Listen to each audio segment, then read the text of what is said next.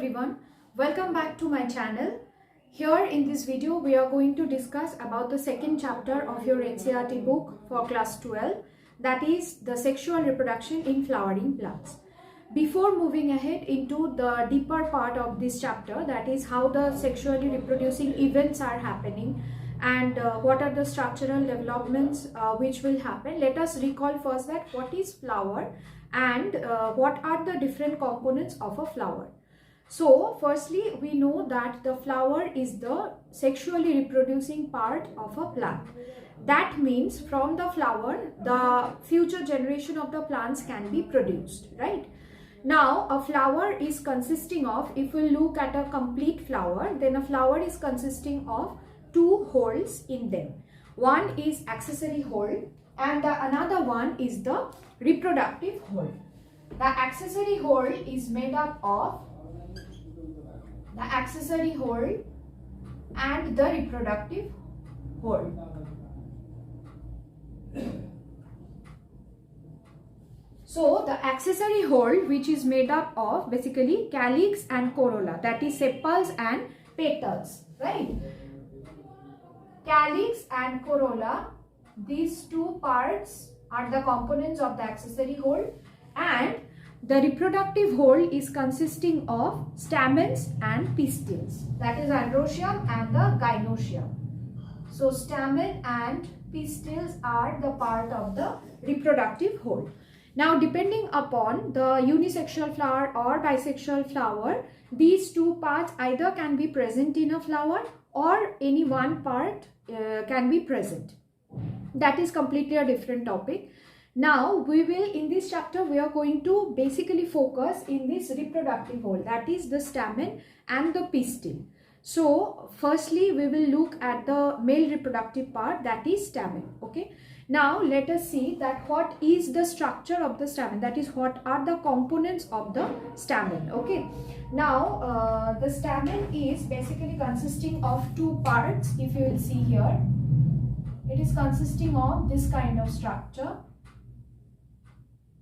this kind of a stalk-like structure and this kind of a sac-like structure. So, the sac-like structure is called anther and the stalk-like structure is called as filament.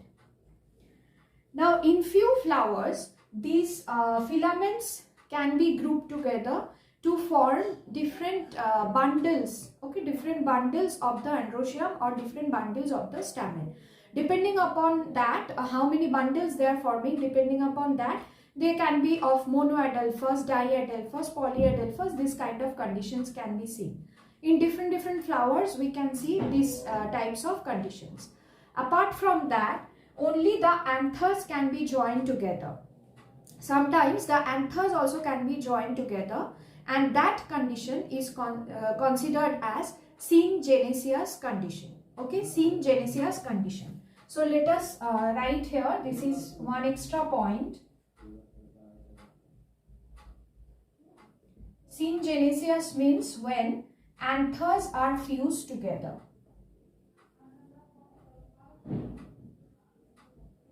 Anthers are fused together, but the filaments will remain free. Filaments are free, anthers are joined together, fused together, then this is considered as syngenesious condition. And when all of this structure, that is all the filaments and anthers, all of this structure as a whole, they will be grouped together to form a bundle, then that structure, that compact structure is called as synandrous condition, okay. That condition is called as synandrous condition, when both the anthers and filaments are fused together.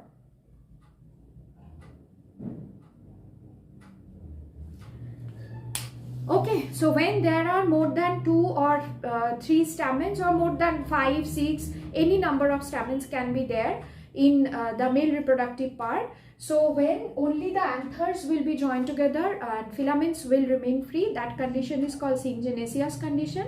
And when all of the anthers and filaments will be fused together to form a compact group-like structure, then that is considered as synandrous condition. Alright.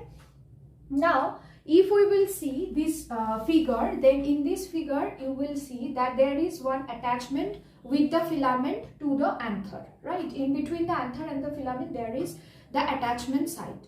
Depending upon that how this is attached, they can be present in this longitudinal, that is lengthwise. Just straight line, along with the straight line they can be attached. Okay, that type of anther is called as adnate. And there is another kind of condition that is considered as versatile.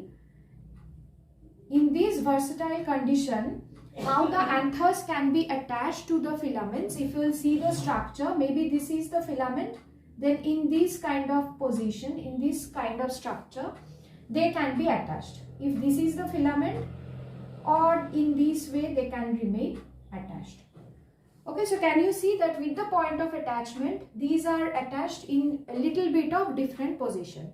So when these are attached in this type, that is considered as versatile anther, and versatile anthers are much more advantageous over the adnate anthers in case of pollination. Okay, now we will look into this, that as you will look into the deeper part of the anther, then we can see that this is too low. If we cut this anther like this, if we will cut this anther into this section like this, if we will cut, then from the top side view if we will see, then we can find somewhere this kind of a structure. This kind of a structure we can find. Alright. So in this structure, as you can see that this is completely divided into two lobes, and as this is divided into two lobes, that's why it is considered as bilobed structure. These terms are very important. Okay, this structure is considered as the bilobed structure. And if we will see into the inner view, then we can find that in each lobe it is consisting of a sac-like structure. This type of sac-like structures are present. These sac-like structures are called microsporangium. Okay, these sac-like structures are called microsporangium. These sac-like structures are called microsporangia, within which there are sporogenous cells. Okay, within which there are sporogenous cells. That means from where the microspores or the pollen grains can be formed. How they will be formed, about that I am talking after a while. So these are the microsporangia, and in each lobe, as there are 4 microsporangia present in 4 corners in each lobe, this condition is called as tetrasporangiate condition. Okay, tetrasporangiate.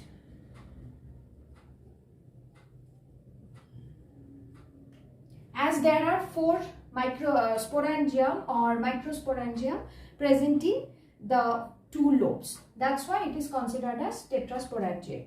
So similarly, when there will be only 1 lobe in one anther, then that can be considered as monolobe, and or monothecus we can say.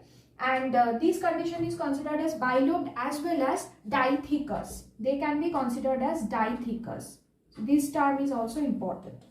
So when there is only 1 lobe, they can be considered as monothecus. When there are 2 lobes, then they can be considered as dithecus condition.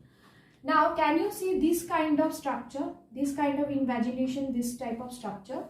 So these type of structures, along with this type of structures, when the anther gets mature, then the anthers will be burst and all the pollen grains will be released outside. That phenomena of the anther is anther bursting.